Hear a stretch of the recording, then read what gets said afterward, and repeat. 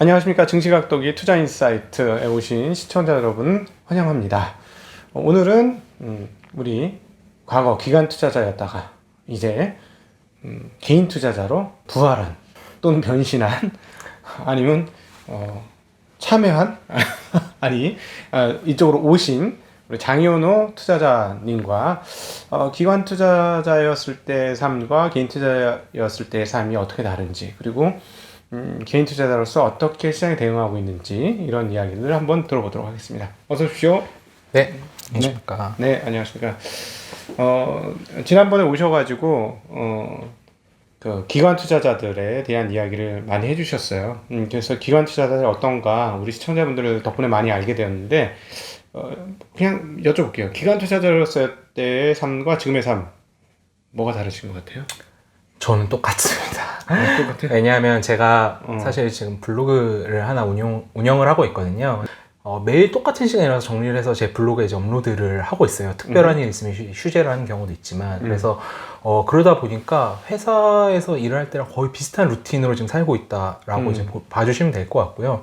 다만 이제 일과 시간에는 개인적으로는 예전에 뭐 많이 했던 이제 세미나나 탐방이나 NDR이 아무래도 예전보다는 당연히 줄어들 수밖에 없으니까 혼자 좀 더 재무제표 많이 보고 사업보고서 많이 보고 이제 그런 삶을 살고 있습니다. 그러면 어떻게 더 유리하신 것 같아요? 불리하신 것 같아요? 운용을 하기에는 매우 쉬워졌죠. 금액이 작으니까. 네. 그렇지. 옛날에는 뭐 이것저것 또 돌아볼 것도 있고. 네. 그럼 수익률도 좋아지셨겠네요. 사실 근데 제가 8월 31일에 이제 퇴사가 결정돼서 9월 1일부터 이제 주식을 이제 할 수 있게 되었는데요. 시장이 빠지는 데 왔구나. 네, 그렇습니다. 고점 잡았네. 네, 맞습니다. 근데 이제 제 블로그를 이제 보시면 아시겠지만, 제가 이제 한 3가지 정도의 포인트 때문에 약간 시장이 과열 국면이라고 느껴지고, 그렇기 때문에 현금을 조금 뭐 확보를 하셔서 탄력적으로 좀 대응을 하셔야 된다라고 이제 말씀을 드렸었는데요. 블로그에? 네, 이제 다행히 그 덕에 아직 이제 현금을 이제 많이 쓴 상태는 아니어가지고, 그냥 이 하락장을 좀 더 이제 냉정하게 보고 있는 상황이라고 봐주시면 될 것 같습니다. 네. 자, 그러면 개인적으로 투자의 루틴이 어떤 게 있나요? 루틴이 똑같다고 했는데 키워가신 루틴, 그거 굉장히 중요할 것 같은데. 네. 크게 보면 첫 번째는 장기 이익 성장주를 가져가는 겁니다. 그러니까 주식이 예를 들면 이제 아파트다. 그러면 이제 강남 아파트가 희소하잖아요. 그 입지와 그 교육 환경과 모든 것이 희소하잖아요. 그러니까 비싸지 않습니까? 주식도 장기적으로 성장을 하는 주식들 같은 경우에는 프리미엄 구간으로 밸류에이션이 리레이팅 될 수밖에 없습니다. 그런데 이제 단기적인 실적 노이즈나 여러 가지 우려 때문에 주가가 계속 조정을 받는 구간들이 나오는데요. 저 같은 경우에는 몇몇 이 성장주들을 좀 정해놓고 제 나름의 기준으로 이제 좀 매매를 하는 유니버스라는 걸 이제 가지고 있다고 보시면 될 것 같고요. 두 번째는 매일 아침 리포트를 읽다 보니까 전 기관 투자자 입장에서 이 리포트는 시장에 좀 반영을 해줄 것 같은데 라는 아이디어들이 있습니다. 그래서 그 리포트들 같은 경우는 약간 트레이딩 아이디어로 일부 좀 활용을 한다 이렇게 봐주시면 될 것 같고요. 세 번째 같은 경우는 사실은 제 블로그에 이제 페낫괴라는 글이 있어요. 패시브가 낳은 괴물이라는 글이 있는데 사실 저는 제일 좋은 투자는 팔 시기가 정해져 있는 주식이라고 생각을 하거든요. 근데 예를 들면은 주요 패시브 이벤트들은 그 팔 시기를 정해줘요. 그러니까 너무 편하죠. 주식을 갖고 있는 사람 입장에서는. 무슨 말일까요? 예를 들면은 우리나라의 코스피 200 의 정기 변경, 코스닥 150의 정기 변경, MSCI의 정기 변경, FTSE의 정기 변경 이렇게 말하면 이제 어려우시잖아요. 그러니까 주요 지수들이 있어요. 제가 지난 시간에 기관들은 벤치마크 기반으로 운용을 한다라고 말씀드렸는데 그 벤치마크가 지수, 인덱스라고 생각을 하시면 되거든요. 그런데 그 지수는 정기적으로 리밸런싱이라는 걸 해요. 그래서 빼야 될 주식 빼고 넣어야 할 주식 넣고 이제 이렇게 좀 정기 변경이 이제 일어나는데 제가 좋게 보는 주식군들 경우에 패시브 지수에 편입될 수 있는 모멘텀을 가진 종목들은 사실 너무 편한 거죠. 그런 걸 사놓는다는 얘기죠? 네. 오늘같이 예를 들어 조정이 나오는 국면에서도 그런 주식의 손이 먼저 나가는 거죠. 왜냐하면 이 주식은 사줄 사람이 정해져 있고 단기적으로 모멘텀이 제 생각에 있다라고 생각을 이제 하기 때문에 그래요. 예를 들면 전기차 소재 3대장 점검이라는 글을 이제 제 블로그에 올렸었었는데, 이 케이스는 이제 뭐냐면은, 주요 전기차 소재 업종의 시총이 2조 5천억에서 3조 5천억 정도 돼요. 이렇게 되면은 주요 MSCI 스탠다드 인덱스라는 지수에 편입이 될 가능성이 높아지거든요. 그런데 이제 단기적으로 뭐 테슬라 데이도 있고 LG화학이 물적 분할해서 투자를 더 적극적으로 할 수도 있고 SDI가 그동안은 보수적으로 투자했었는데 더 공격적으로 투자할 수 있고 사실 모멘텀이 이제 풍부한 상황이죠. 근데 단점이 뭐다? 비싼 거예요. 네. 네, 비싼데 그렇지만 내년, 내후년 보면 이익 성장이 가파르니까 한 3년 뒤 보면 밸류에이션이 낮아져 있고 단기적으로 혹은 중기적으로 봤을 때 명확한 사줄 수급이 있다라는 판단이 서면 오늘같이 조정장이 났을 때 그런 주식들을 먼저 사게 되는 것 같아요. 제 개인적으로는. 그래서 정리하면 첫 번째는 장기이익 성장주, 두 번째는 매일매일 모닝 리포트를 정리하면서 나오는 트레이딩 아이디어, 세 번째는 그런 패시브 이벤트를 활용한 이제 전략들, 그리고 이 세 가지 포인트를 아우르는 것은 제 개인적 나름대로의 현금 비중의 조절, 이 정도의 느낌이지 않을까 싶어요. 이거 일반인들 쫓아가기 조금 힘들 것 같은데. 네. 그러면 유니버스라고 했잖아요. 네. 자, 유니버스 어떻게 만들으셨어요? 유니버스는 사실은 사람마다 기준이 다 달라요. 근데 저 같은 경우는 예를 들면 SK 하이닉스다. 그러면 저는 하이닉스를 알람을 뜨게 설정을 해놔요. 네. PBR 1배에 오면 알람이 뜨게 설정을 해놔요. 주가 떨어지면 네. 예를 네. 들어 뭐 목표가까지 떨어지면 네. 띵동 울리게 네. 만든다는 얘기죠? 왜냐하면 제 과거의 경험칙으로는 SK 하이닉스는 밸류에이션 바닥은 웬만하면 0.9배였어요. 네. 분기 적자가 나도 0.9배였어요. 그러니까 1배를 딱 찍는 순간 제가 드는 판단은 다운사이드 10%. 근데 업사이드를 이제 계산을 해보면 평균적으로 1.4배에서 1.5배까지도 갔었거든요. 네. 그럼 다운사이드 10%의 업황 턴하면 40~50%의 수익률을 낼 수 있다라는 계산이 서면 이제 개인 투자자분들이 항상 유념하셔야 되는 게 다운사이드, 즉 리스크 대비 업사이드, 내가 먹을 수 있는 비율이 어느 정도 될지를 머릿속에 한번 그려보셔야 돼요. 다운사이드 10%여도 먹을 수 있는 룸이 30~40%다 그러면 대략적으로 3~4라고 생각을 하시고 접근을 하시면 되는데, 대부분 이제 이 개념이 없으신 상태에서 애매할 때 들어가세요. 네. 정작 PBR 1배가 되면 손절을 하세요. 네. 네, 이제 그러면서 좀 문제가 발생하고요. 그래서 밸류에이션을 유니버스를 만드는 경우도 있고요. 두 번째는 펀더멘털리 장기 ROE가 되게 높은 기업들 있잖아요. 이렇게 막 계속 25%, 30% 막 이렇게 내는 네, 기업들? 25%, 30%는 거의 없고요. 15%로만 해도 사실 확 그렇지. 줄어요. 네. 예를 들면 한국에는 LG생활건강 같은 종목이 대표적이고, 또 이제 라인을 제외한 별도 사업 부문의 네이버가 또 그렇거든요. 네. 그래서 라인은 이번 3분기 때 어차피 지분법 이익으로 이제 변경이 되기 때문에 아마 네이버 같은 케이스를 보면은 이제 ROE가 다시 왜곡이 됐던 현상들이 좀 보정이 되는 어떤 경험을 하실 수 있을 것 같고요. 그래서 ROE가 높은 기업이 어떤 오해로 이제 주가가 눌려 있을 때, 혹은 뭐 단기 실적 노이즈로 빠져 있을 때가 좀 기회다라고 이제 생각을 하고 있어요. 그럼 그런 유니버스가 지금 한 몇 종목 되시는 거예요? 제 개인적으로 좀 업데이트를 많이 해야 하는 종목은 100종목에서 150 종목 된다고 보시면 될 것 같아요. 그거는 기간이었으니까 이렇게 하는 거네요. 그렇습니다. 제가 막 더 많은 종목을 보고 그 중에서 나 이거는 뭐 내 원칙이랑 안 맞는다 이러면서 소거를 해 가면서 쌓인 어떤 기준이라고 보시면 될 것 같아요. 그러면 네. 지금 얘기 들어보니까 생각보다 목표 수익률은 많이 안 높은 것 같은데요?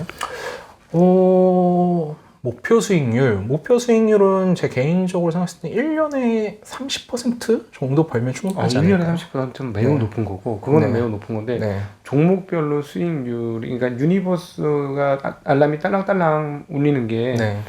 업사이드라고 얘기한 뭐 상승 그 공간이 네. 썩 그렇게 높진 않은 거예요. 종목별로? 그래서 장기이익 성장주를 잘 발굴해서 장기 투자하는 게 되게 중요해요. 네, 그래서 예를 들면은 장기이익 성장주들 같은 경우는 소위 뭐 적으면 3배, 많으면 소위 진짜 10배거가 나오기도 하거든요. 예를 들면 뭐 혹시 더존비존이라는 종목, 알지? 네, 더존비존 종목 같은 경우가 거의 10배거까지는 아니라 9배가 올라는 이런 이제 종목이에요. 그래서 네. 그런 종목을 잘 발굴하고 그 종목에 왜 10배가 갔는지에 대한 메커니즘을 이제 스터디를 해보면 그 종목이 상승했던 동력의 모멘텀을 어떤 종목분들이 이어받을 수 있을까 이제 같이 고민을 할 수가 있는 거죠. 그래서 제 개인적인 생각으로는 개인 투자자분들이 가장 편하게 할 수 있는 투자는요, 첫 번째는 ROE가 높은 종목, 두 번째는 배당이 과거 4, 5년 동안 성장한 종목. 그래서 4년 뒤, 3년 뒤, 4년 뒤, 5년 뒤에 내가 예상되는 배당이 계산이 되는 종목. 그래서 주가가 빠져도 1년 뒤, 2년 뒤, 3년 뒤에 받는 배당으로 내가 물을 타면 주수를 계속 늘릴 수 있는 종목을 많이 하시는 게 좋아요. 네, ROE가 높고 그다음 배당이 증가하는 기업. 네. 배당이 똑같은 기업 말고. 고배당인 게 중요한 건 아닌 것 같아요. 고배당이 중요하진 않다. 네. 그러니까 배당을 많이 준다는 건 사업 여력이 점점 커지고 있는 거니까. 그렇죠. 그리고 배당은 뭐 여러 투자 구루들의 책에서 봐도 주주와 경영진의 대화라는 표현이 이제 기본적으로 나오거든요. 왜냐하면은 배당을 많이 주면 기본적으로 ROE가 올라가잖아요. 그러다 보니까 ROE가 오르면 PBR도 이제 올라가요. 그러다 보니까 계속 이제 밸류에이션 리레이팅이 나올 수 있는 후보군이 이제 되는 거라고 이제 보시면 되는 거예요. 그런데 예를 들면은 우리나라에 LG생활건강이 있고 이제 P&G나 뭐 이제 코카콜라 같은 회사들이 있는데 LG생활건강은 ROE는 높아요. 근데 배당 성향이 20% 초반대예요. 근데 코카콜라 같은 경우는 배당 성향이 60%대고 네. P&G의 배당 성향이 70%대예요. 네. 그러니까 당연히 미국 종목들의 ROE가 높을 수밖에 없고 배당 수익률이 높을 수밖에 없는 거죠. 소비재 같은 경우에. 네. 그러니까 이제 많은 분들께서 LG생활건강을 사느니 이제 그쪽으로 가는 네. 분들이 이제 많으신 거고. 배당을 빼서 자본금이 줄니까 ROE가 높아진다는 그 네. 얘기죠. 네, 그렇게만 얘기하면 어려워. 일반인들은. 네. 그러니까 배당을 주니까 자본금이 없으니까 자본금 대비 순자본 대비 이익률을 ROE라고 하기 때문에 자본금을 빼주면 ROE가 높아진다 이런 얘기 네. 하신 겁니다. 배당을 안 하고 그냥 쌓으면 자본이 계속 느는데 네. 그 느는 거에 일부를 빼서 주주들한테 배당으로 돌려주기 때문에 자본의 느는 속도가 점점점 천천히 완만하게 증가하는 거죠. 그럼 이렇게도 생각하실 수 있겠네요. 미국이 그 밸류에이션이 사실 높잖아요. 우리가 따지는 PER, PBR로는 너무 높은데 네. ROE가 상당히 높아서 주가가 견딘다 네. 이렇게 되는 건데 그런 개념의 접근이신 거네요. 그렇죠. 그리고 트럼프가 집권을 하고 나서 심지어 자사주를 사서 소각시키는 경우도 많았잖아요. 엄청 많지. 그러니까 계속 자기 자본이 자사주 사서 소각하면 이렇게 줄거든요. 그러니까 회사의 이익체력은 견조한데 자본이 계속 줄니까 네. 그냥 미국 증시 자체의 ROE가 계속 올라갈 수밖에 없던 환경이었던 거예요. 네. 그러니까 미국이 주도 증시가 된 거고요. 한국도 그런 주식들이 반응을 잘한다. 저는 장기적으로는 그렇게 될 거라고 생각해요. 지금까지는. 그렇죠. 지금까지도 반응을 잘해? 주가가? 왜냐하면은 사실은 LG생활건강이 진짜 템베거 주식이거든요. 그렇죠. 근데 지금 주당 배당금이 10,000원이에요. 근데 템베거였으면 옛날에는 10만 원이었던 소리잖아요. 네. 지금 140만 원이니까 14만 원이었던 네. 소리잖아요. 14만 원에 내가 사서 장기 보유를 했다면 네. 10,000원이 배당금이면 거의 배당금 수익률만 7%잖아요. 네. 그러면은 내가 14만 원에 산 사람은 그 배당을 다 받아서 산 족조 LG생활건강 주식을 샀다고 생각을 해보면 계속 복리로 주식 수가 엄청나게 증가한 거잖아요. 네네. 네. 그렇게 해서 그 1,100원짜리 주식을 의미 있게 먹어야 나도 자신감이 생기고 네. 요즘 이제 증시에 대기하는 장기 투자하라, 가치 투자하라라는 철학도 현실화가 되는 거죠. 네, 그렇구나. 그러면 그 개인들한테 권해주고 싶은 투자의 방법은 그 지금 두 가지 얘기하셨어요. ROE 높은 기업, 그다음 배당이 증가하는 기업. 또 어떤 게 있을까요, 일반인들이? 제 생각에는 제일 중요시 보셔야 될 게 그 공시 중에서요. 자본 조달에 대한 공시를 많이 보셔야 돼요. 그러니까 네. 흔히 경영진을 많이 보라고 얘기를 하세요. 근데 기업을 경영하시면서 언론에 나와서 인터뷰 많이 안 하시는 분들도 있으시거든요. 그러니까 일반 투자자가 경영진이 어떤 생각을 하는지 알 수 있는 기회가 매우 적어요. 그렇지. 근데 제가 아까 배당이 경영진과 주주의 대화라고 말씀드렸잖아요. 네. 근데 반대로 자본을 조달하는데 돈이 없어가지고 유증을 하거나 네. 대규모 BW나 CB를 찍거나 네. 이 말은 뭐냐면은 주주와의 대화를 하는데 경영진이 나는 성장하고 싶으니까 일단은 너네 같이 좀 희석시키더라도 일단 돈 땡겨야겠어. 그리고 나서 투자해서 실적이 늘면 그 성과 너네가 가져가. 이제 이런 개념이거든요. 네. 그러면 개인 투자자들은 배당도 없는 상태에서 만약에 그 이슈 주가가 빠지면 첫 번째 버틸 힘이 없다. 네. 두 번째 더 살 돈이 없다. 네. 여기서 이제 자유로울 수가 없는 거죠. 네. 그러면 그런 발행하는 기업은 안 좋다는 얘기인가요? 저는 상황에 따라 다 다르잖아요. 그런데 이제 이런 거죠. 기본적으로 개인 투자자들께서 알아주셨으면 좋겠는 거는 시장은 너무 빨라요, 정보의 네. 유통이. 그래서 내가 아는데 시장은 모를 거다. 이 접근은 절대 하지 않으셨으면 좋겠어요. 그러니까 투자 공시를 보고 모멘텀이 좋아서 이제 샀어요. 네. 샀는데 투자를 해서 그것이 현실화되는데 시간이 필요하죠, 기본적으로. 현실화되고 나서 초반엔 가동률이 또 낮아요. 네. 근데 가동을 하면 뭘 발생시키냐면 감가상각비란 비용을 발생시켜요. 그렇지. 그러니까 추정치는 증설을 한다고 해서 많이 잡혀 있는데 갑자기 초기에 가동을 시켰더니 가동률이 낮거나 양산이 안 되거나 수율이 낮거나 각종 이유로 인해서 실적이 깨져요. 네. 그럼 이제 주가가 깨지고 시작하는 거거든요. 네네. 단 이런 거는 있어요. 예를 들면 비메모리가 글로벌 주도 테마다. 그러면 비메모리 관련된 투자 공시를 하는 기업은 그래도 시장에서는 좀 좋게 봐줄 개연성이 있어요. 그렇지만 그 경우에도 주가가 높은 자리에 있을 땐 특히나 조심 많이 하셔야 된다고 생각을 해요. 제 개인적으로는. 잠시는 행복할 수 있어요. 딱 사고 나서 공시 나오고 나서 10% 15% 오르면은 역시 맞구나 했는데 결국 내가 파는 가격은 내가 생각보다 아래인 경우들이 많더라고요. 네. 네, 그래서 좀 그런 부분들은 조심하셨으면 좋겠어요. 자, 그러면 개인적인 경험에서 본인이 투자 성공했던 경험, 기억에 남는 투자의 성공 경험과 또 실패했던 경험 한번 나눠주실래요? 성공보다 실패를 먼저 네네. 말하는 게 더 좋을 것 같아요. 사실은 제가 올해 연초에 이마트를 되게 좋아했었어요. 네, 근데 사실 제 블로그 이름이 그로스파인더인데 그로스에는 전 성역이 없다고 생각하거든요. 그러니까 어떤 업종 기업이든 성장을 할 수 있으면 주가는 반영한다 이렇게 생각을 하니까요. 근데 이제 예를 들면 이마트 같은 경우에는 스타컴과 스타벅스의 지분법 이익을 그 성장의 포인트로 봤던 거예요. 그랬는데 완전한 밸류 트랩에 걸렸죠. 어떻게? 왜냐하면 재난지원금을 정부에서 줬는데 네. 거기에 이마트가 대상이 없었어. 아니었던 거예요.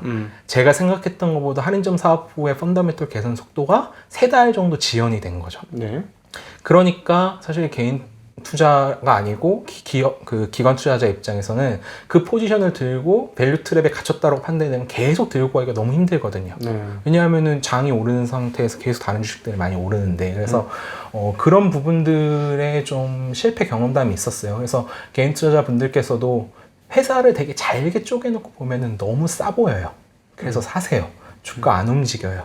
그러면은 한참 기다리다가 이건 아닌가 보다 하고 이제 파시는데 그런 종목들의 특징이 뭐냐면은 싼데 배당을 안 주는 회사들.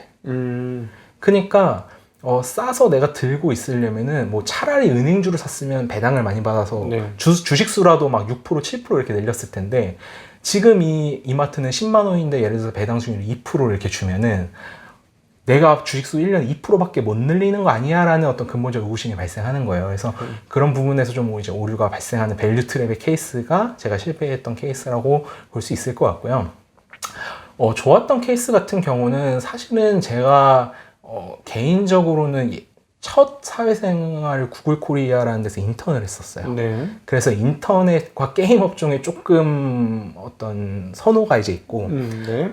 그러다 보니까 이제 네이버나 NC소프트 같은 주식들이 이제 큰 사이클이 왔을 때는, 웬만하면 놓치지 않는 경우라고 이제 보시면 될 것 같고, 네이버 같은 경우에는 라인 상장하고 나서 지금 LG화학이 물적 분할한다고 빠지는 것처럼, 네이버의 성장 포인트가 라인인데 라인 상장하면 라인 사시 네이버 누가 사 하면서 주가가 엄청 빠졌었어요. 네네. 근데 그때 당시에 라인 같이 빼고 그냥 순수하게 남은 시총을 보면은 너무 싼 거예요. 막 PER 10배 막 이런 거예요. 네.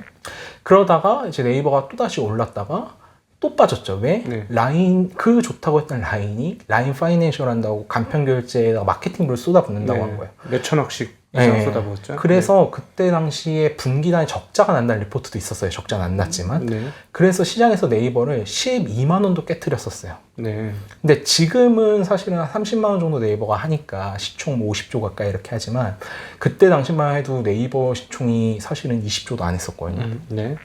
그러면은 라인이 그때 당시 7조 가치였었으니까 그럼 13조가 남는데 13조의 의미를 제가 좀 설명을 드리면 네이버 별도 광고 사업으로 1.6조를 벌어요, 1년에. 예. 그러면은 이 13조는 1.6조에 뭐 한 7배를 주는 거잖아요. 예. 근데 네이버 웹툰 공짜야. 네이버 파이낸셜 공짜야. 네이버 뭐 커머스 네이버 그 쇼핑도 공짜야. 이커머스. 네. 심지어 자사주도 있고 막 네. 현금도 있고 이제 이러니까 그래서 이제 이걸 이제 사 들어가기 시작을 했는데 그때 이마트와 달랐던 트리거는 뭐였냐면은 네이버는 네이버 파이낸셜 분사를 했어요. 네.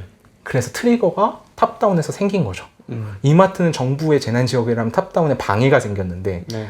네이버는 그 뚜껑을 네이버 파이낸셜 분사로 열어준 거예요. 예, 예. 그러면서 주가가 오르기 시작해서 네이버 웹툰도 나오고 여러 가지 모멘텀들이 이제 발생해서 올랐던 거죠. 네. 그래서 그런 케이스들 그리고 이제 게임주는 특히 NC 같은 경우에는 다른 게임주랑 좀 달라요. 네. 대부분의 게임주들은 게임이 출시가 되고 나면 주가가 빠지는데 되기 전에 기대감으로 올랐다가 네, NC는 오히려 온갖 노이즈로 게임 출시되면은 막 이렇게 조정은 받지만 결국에는 주가가 우상향하는 기조로 가거든요. 나온 게임이 돈을 벌어주니까. 네, 그래서 그런 부분들이 좀 있는 것 같아요. 그러니까 네이버나 NC 같은 경우가 대표적인 사례가 지역이 확장되는 거죠. 예를 들면 검색 광고 사업자가 그 커머스로도 확장이 되고 국내 PC 게임 사업자가 글로벌 모바일 게임 되고. 사업자가 될 포텐셜이 있고 그래서 지역의 확장성이 나오는 종목들은 주가가 내가 세부적으로 밸류에이션을 해봤을 때 너무 싸다 싶으면은 그 모멘텀을 겨냥해서 저가 매수를 하는 전략이 유효한 거라고 생각을 하고 있어요. 그럼 지금 우리 장 전 펀드 매니저는 좋아하는 게 그거네. 그 기업을 분해를 해서 밸류에이션을 따져보니까 현재 가치가 비싸지 않은 주식을 딱 잡는 그런. 그래야 크게 먹어요. 네. 그게 장기예요? 개인적으로는 그 펀드를 운용할 때는 그거에 좀 특화된 스타일의 운용을 많이 했었어요. 네. 그러니까 기업을 세세하게 쪼개서 이 회사가 어떤 게 다 분해를 해봐서 네. 이 분해했는데 이게 가격이 이거 적당하지 않은데 상당히 싼데 이런 것들을 주로 투자를 한다는 거죠. 네. 그럼 대형 업체를 더 많이 하시겠네요. 꼭 그렇지는 않아요. 그러니까 중소형 업체 중에 예전에 뭐 더존비존 같은 종목도 사실 제가 이 9배의 사이클 다 누리진 절대 못했는데 네. 그냥 제가 발견했던 스킴 매년 탑라인 10에서 15% 성장하는데 이익은 20% 성장하니까 매출의 성장 속도보다 영업이익의 성장 속도가 빠르다. 두 번째는 ROE가 높다. 세 번째는 배당을 많이 준다. 네. 네 번째는 포인트가 뭐였냐면은 더존비존이 취급하는 게 데이터였어요. 그러니까 ERP라고 해가지고 이제 전산회계 시스템인데 우리나라 중소기업 ERP 시장 1등이었던 거예요. 그렇지. 거의 싹 모조리 다 먹었죠. 네. 근데 그걸 먹고 나서 더존비존이 하려고 했던 사업이 대기업 시장 진출이었어요. 네. 그때 한창 공정 경제나 이제 이런 이슈가 발생하니까 그런 이슈에서 중소기업 사업자가 대기업으로 커버리지가 그러니까 사업하는 범위가 확장이 된 거죠. 네. 그런데 마이데이터 사업이나 이런 것 때문에 더존비존의 범위가 제 생각보다도 더 넓어질 수 있다는 리포트들이 나오고 있어요. 네네. 사실 지금 더존비존은 밸류에이션이 50배 가까이 되기 때문에 사실 제 스타일은 아니기는 해요. 그런데 더존비존은 꾸준하게 매출과 이익이 성장했고 ROE가 높고 배당이 성장했는데 마지막 포인트 아까 제가 페나케 말씀드렸잖아요. 그 페나케처럼 패시브 MSCI 스탠다드 인덱스에도 들어갔어요. 들어간다. 네. 그래서 더존비존을 장기 투자하셨던 분들은 그 MSCI 마지막 수급까지 활용해서 되게 편하게 주식을 팔고 나오실 수 있었던 모멘텀이 있었죠. 네. 그렇구나. 그러면은 그 개인 투자자로서 앞으로도 계속 그렇게 그 가격이 지금 보니까 PBR이나 PER이 높다고 해도 네. ROE가 증가하고 이러면 겁 없이 들어간다. 겁 없이. 그쵸. 예를 들면은 제가 이제 제 블로그에 뭐 에코마케팅이라는 종목이 되게 많이 써져 있는데 에코마케팅 같은 종목도 이제 그런 것 같아요. 바닥에서 보면 주가가 뭐 4배 이렇게 올라 있거든요. 네. 근데 따져보면은 이 회사의 향후 이익 성장성과 배당의 성장성 그리고 경영진의 마인드 그리고 일관된 이제 주주환원 정책들을 고려하면 제 생각에는 내년 내후년에 배당 수익률이 계속 올라갈 것 같은 거죠. 그러니까 그 포인트가 깨지기 전까지는 제 생각에는 이런 종목들은 요즘같이 장이 흔들릴 때 사주면 굉장히 향후에 좀 쏠쏠한 네. 수익률을 내주지 않을까. 그럼 주로 그런 종목들만 선택하셔요? 아니면 약간 외도도 하고 그렇게 하세요? 어떻게 하세요? 외도라고 하시면 어떤? 뭐 이 기준에 나는 그냥 ROE 증가, 그다음 배당 증가 이런 것 말고 난 다른 것도 가끔씩 해. 예를 들어 이벤트 드리븐이 있으면 이벤트 드리븐을 한다던가 아니면 갑자기 너무 급락해서 너무 싼 것 같아. 그래서 그냥 산다던가 아니면 탑으로 봤을 때 이제 반도체가 좋으니까 반도체 한번 해봐야 되겠어. 뭐 이런 것들이 네. 있다던가 이런 것들이요. 이벤트 드리븐 하죠. 왜냐하면은 큰 범위에서 아까 제가 말씀드렸던 MSCI, 뭐 FTSE, 코스피 200, 코스닥 150의 지수 편입이 그 자체가 이벤트예요. 네. 예, 그렇기 때문에 사실은 이벤트 플레이를 충분히 할 수 있죠. 예, 그리고 그런 종목들은 종가에 막 1,000억 이렇게 유입이 되기 때문에 아무리 많이 팔아도 큰 부담이 이제 없는 그런 주식들이 되는 거죠. 네. 그리고 다른 방법들은? 그리고 이제 아까 말씀드렸던 뭐 모닝 리포트인데 밸류에이션은 내 기준보다는 좀 비싸지만 이 어닝 성장의 드라이버를 제시한 리포트가 너무 매력적인 경우 그런 경우에는 단기적인 트레이딩을 겸하기도 하죠. 목표 수익률 어느 정도 돼요? 보통은 어떤 개별 기초자산인 기업들에 투자를 했을 때 나는 보통 이 수익은 어느 정도 났으면 좋겠어. 이게 뭐 천차만별인 거예요. 네. 아니면 나는 뭐 10%만 먹어도 돼. 아니 이거는 100% 먹어야 돼. 이렇게 천차만별이에요. 아니면 항상 어느 정도 이상 수익이 나면 좋겠다. 뭐 이런 생각을 하고 하세요.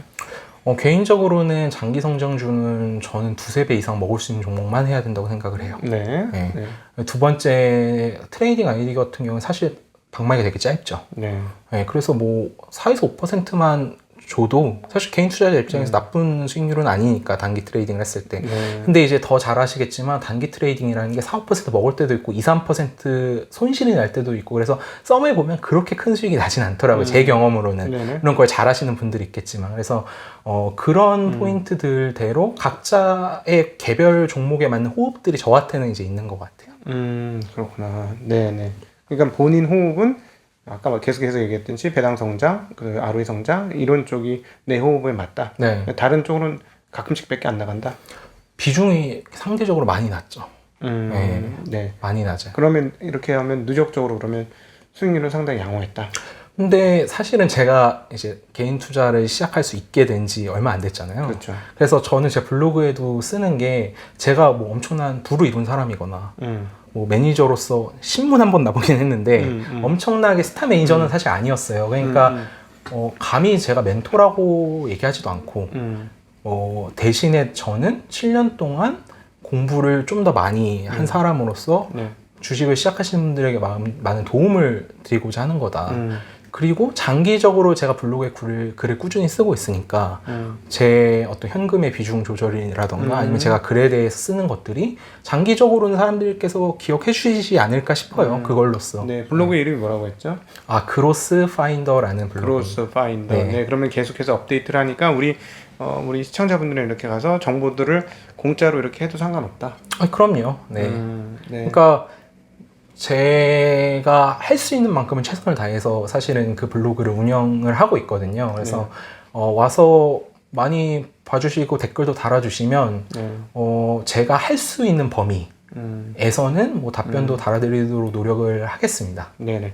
네, 오케이. 그러면 이렇게 보시면 되겠습니다. 우리 장윤호 전 펀드 매니저가 운영하는 블로그에서 많은 정보 얻으시면서 도움을 얻으셨으면 좋겠고, 장윤호 펀드 매니저가 정말 잘했는지는 내년에 제가 한번 다시 한번 불러서 까봐 이렇게 하겠습니다. 까봐. 우리는 까봐야 돼. 우리는 사실은 진카들 아니면 잘 안 모시려고 하거든요. 네. 워낙 요즘에 여기 이게 소음이 많아서 딱 진카는 까봐 이거거든요. 네. 그래서 내년도에 제가 여러분들에게 약속을 하겠습니다. 요로 방법 자체는 제가 들어보니까 이게 충분히 접근 가능하고 롱런 가능하고 수익을 얻을 수 있는 방법 중에 하나예요. 제가 계속 말씀드리면 제가 고수감별사잖아요. 제가 고수감별사인데 들어보니까 이건 성공할 수 있겠어요. 근데 대신에 한번 까봐야 되겠어요. 그래서 내년도에 한번 불러서 한 6개월이나 정도 있다가 한번 모셔서 까보도록 하겠고, 여러분은 일단 그 사이에는 블로그에 가셔가지고 정보들이 양질이라면 계속해서 얻으시면서 참고를 하시면 자기 투자 방법에 약간씩의 도움을 얻으시면 어떨까 그런 생각이 드네요. 네, 제가 그 개별 종목에 대해서 이제 글을 가끔 쓰는 경우가 있어요. 그런 경우는 이제 어떤 경우라고 보시면 제가 솔직하게 쓸 때가 올 거예요. 이 포인트는 제가 포인트가 훼손됐으니까 잘못 봤다라고 인정할 때도 있는데, 그런 게 아니라면 단순히 주가가 조정받았다고 해서 막 많은 분들에게 뭔가 좀 이 주식은 안 좋아 이런 멘트를 하는 일은 많지는 않을 거예요. 개인적으로도 약간 좀 별명이 존버의 이런 느낌이어가지고 결국에는 주식이 장기 우상향하는 게 중요하다라는 게 한 10배 나는데 더존 비존 같은 경우에도 고점에서 30%, 35% 이렇게 조정받는 경우가 되게 많았거든요. 많죠, 당연히. 네, 근데 그걸 버티고 9배를 먹은 사람은 되게 소수라는 거죠. 그렇죠, 당연히. 네, 대주주들하고 뭐 멘분 안 되겠지. 네, 그래서 개인적으로는 좋은 경영진을 가지고 좋은 실적과 주주환원 정책을 이제 발표하는, 혹은 당장 주주환원 할 돈이 없더라도 가파른 턴어라운드를 통해서 이제 좋은 실적을 낼 수 있는 영업 레버리지가 나는 기업들을 소개를 해드릴 수 있는 만큼 해드리고, 거기서 제가 잘못되면 잘못되는 대로, 잘 되면 잘 되는 대로 피드백을 받아서 이제 투명하게 말씀드리도록 하겠습니다. 네, 이제 펀드 매니저로서 이제 들어보셔서 아시겠지만 개인 투자는 너무니까 우리 여러분들하고 거의 똑같은 입장이에요. 자, 그런데 하나 다른 것은 그동안에 꾸준히 공부를 하면서 자기의 루틴을 만들어 왔다라는 것이죠. 그래서 저는 오늘 이 자리가 여러분들에게 그런 정도의 팁을 드리는 자리였으면 좋겠어요. 그러니까 루틴을 만들어 오는, 이거는 굉장히 중요합니다. 그래서 여러분들도 여러분들 나름대로의 루틴을 만들어 내고요. 그래서 검증을 이제 할 겁니다. 루틴을 만들어서 꾸준히 활동한 사람들이 앞으로 어떻게 되는지, 저는 이거 되게 중요하다고 보거든요. 그래서 여러분들도 그런 루틴을 만들어서 나가서 계속 정진을 하시면 분명히 좋은 결과를 얻으실 거예요. 요즘 장이 뭐 올랐다 내렸다 휘청휘청 하는데 사실은 단기 게임이 아닙니다. 투자는 굉장히 긴 게임이고 인생을 걸고 전 인생 동안 걸쳐서 하는 게임이에요. 인생을 건다는 게 이 순간에 거는 게 아니고요. 전 인생에 걸쳐서 하는 거예요. 결국 우리의 평가는 나중에 받게 됩니다. 내가 그동안 꾸준히 잘했는지 이걸로 받게 되는데요. 거기에는 지금 우리 전 펀드 매니저가 얘기한 것처럼 루틴을 만드는 게 굉장히 중요하고, 루틴을 만드시고 나면 좋은 결과, 장기적인 좋은 성과를 거두실 수 있다는 점, 오늘 이 자리를, 대담자를 통해서 꼭 기억하시면 좋을 것 같습니다. 자, 그럼 오늘 저희 투자 인사이트는 오늘 이 자리에 여기서 정리하고 인사드리도록 하겠습니다. 같이 인사드리시죠? 네. 네. 안녕. 안녕.